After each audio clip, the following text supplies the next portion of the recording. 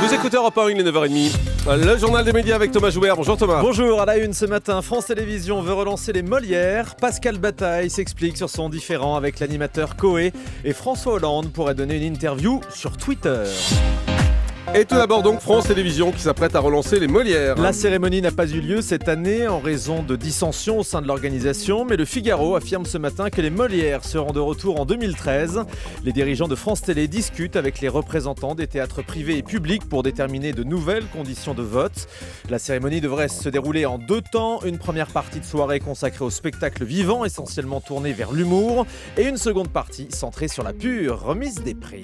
Pascal Bataille revient sur ses années à TF1. À l'époque, il était présentateur et producteur vedette avec son compère Laurent Fontaine. Il produisait notamment la méthode Coé. Et ce week-end, dans une interview à Télé Magazine, Pascal Bataille racontait que Coé les avait spoliés. Il s'en est expliqué hier soir sur votre plateau, Jean-Marc, en s'en prenant au passage à l'ex-patron de TF1, Étienne Moujotte. Je n'entretiens aucune rancune vis-à-vis de personne. La preuve, et je dis, Coé, avec qui je pourrais être fâché parce qu'il nous a spoliés, effectivement, ça c'est la vérité, avec la complicité d'Étienne Moujotte. Coé, ce qui était d'ailleurs peut-être son jeu, parce qu'on est dans un monde cruel, a voulu récupérer l'intégralité de la production de l'émission. Et Étienne Moujotte, qui a la mémoire d'un poisson rouge et la reconnaissance d'un serpent à sonnette, a dit oui, alors qu'il n'aurait jamais dû dire oui, vu ce qu'on avait apporté pendant 10 ans ou 15 ans à cette chaîne. C'est-à-dire que vous avez été évincé en fait de la production ? Tout à fait, totalement. Sans toucher un sou. Sans toucher un sou. C'est violent, hein, Étienne Moujotte qui a la mémoire d'un poisson rouge et la reconnaissance d'un serpent à sonnette. Belle formule, hein, dans la bouche de Pascal Bataille, donc, qui présentera demain soir, on le précise, la nouvelle version des 30 histoires avec Karine Ferry sur TMC, une chaîne qui appartient au groupe TF1. Info exclusive, France 3 prépare une soirée spéciale Catherine Deneuve. Courant décembre, la chaîne diffusera 2 films avec Catherine Deneuve, puis en 3e partie de soirée, elle participera à l'émission Libre Cours avec de jeunes réalisateurs de courts-métrages. Jamel Debbouze, Mathieu Almaric et Julie Gaillet seront également invités. Amalric, voilà, avec le L après le M. Voilà. Une soirée spéciale donc Deneuve, présentée un jeudi soir par Frédéric Tadei, qui sera votre invité d'ailleurs dans un instant, Jean-Marc. Voilà, sans bafouiller. Que deviennent les candidats de la France ont un incroyable talent. On va essayer. C'est moi qui suis malade aujourd'hui pourtant. M6, diffusée ce soir, révèle, vous le savez, chaque année, son lot de talents aux profils divers et variés.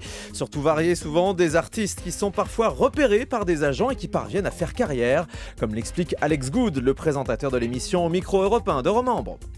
La liste est impossible à faire, je te dis, sur 150 talents qu'on voit par année, il y en a au moins plus du tiers qui trouvent du boulot après l'émission, donc c'est un taux de réussite phénoménal.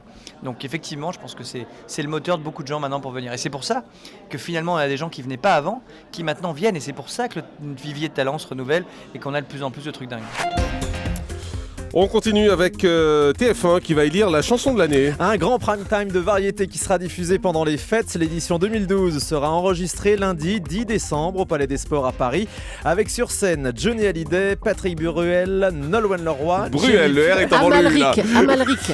J'ai du mal avec les noms de comme famille aujourd'hui. Hein.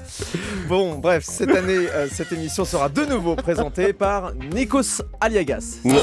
Ça va. François Hollande pourrait bientôt donner une interview sur Twitter. Selon la lettre A, l'exercice serait envisagé par les équipes web de l'Elysée. La lettre A, c'est une lettre professionnelle, on le précise.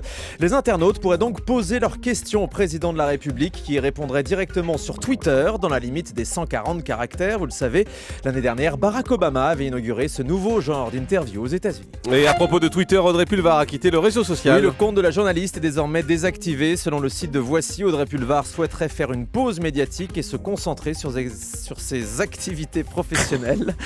C'est vrai que sur son compte, Audrey Pulvar n'hésitait pas à répondre souvent et à alimenter les polémiques comme ça sur Twitter. Les auditions à l'aveugle de The Voice ont commencé la semaine dernière. De nombreux candidats se présentent face au fameux fauteuil qui se retourne, et parmi les candidats de cette année, Closer.fr nous révèle que le fils d'Hélène Ségara a participé à ces auditions. Raphaël, 22 ans, qui a déjà enregistré un duo avec sa maman. Mais selon le magazine, aucun des 4 coachs ne s'est retourné. Ouf, la violence. Une manière pour la production de prouver que tous les candidats sont logés à la même enseigne et que le piston, ça ne compte pas. Le Portugal ne participera pas à l'Eurovision cette année. Les temps sont durs, la télévision publique portugaise vient de décider de ne pas envoyer de candidats pour l'édition 2013 en Suède en raison de restrictions de budget. C'est la première fois depuis 1964 que le Portugal ne sera pas représenté. C'est la première fois qu'un pays annule sa participation pour raisons économiques. Cela dit, on pourrait faire aussi la même chose en France, vu que chaque année on n'a jamais aucune chance de gagner. Exactement. Allez, on termine avec le chiffre du jour. 8000, c'est le nombre de voix d'écart entre Laurie et Ted Chris samedi soir dans Danse avec les stars. Télé Loisirs a réussi à se procurer le détail des votes, alors que TF1 ne communique que sur les pourcentages. L'avance de Ted Chris sur Laurie est donc nette et sans bavure, 8000 voix d'écart. Alors que depuis samedi soir, cette élimination de Laurie a fait polémique. Visiblement, Ted Chris a réussi à davantage mobiliser ses fans pour voter pour lui. Merci Thomas Choureb.